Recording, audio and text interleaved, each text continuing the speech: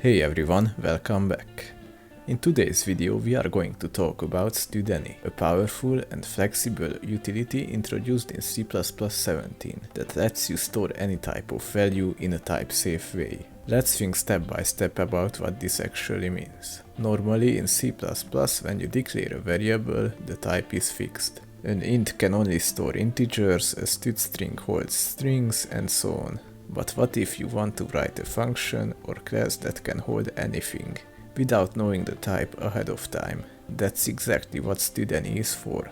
At its core, studAny is a type-safe container for single values of any type. It works a bit like a box. You can put anything in the box, but you need to know what's inside before taking it out. Here is a basic example. In this code we assign an int to a studAny variable. To get the value back, we use studAnyCast with the correct type. If you cast to the wrong type, it throws a bad anycast exception. Now here is something cool. You can assign any type.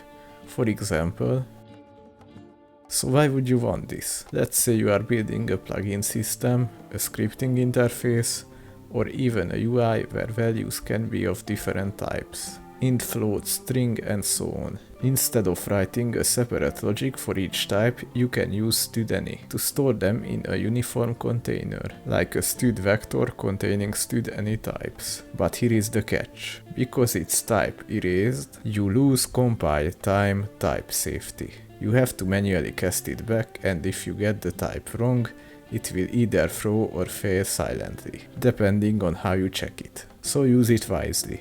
It's not a tool you want to use everywhere.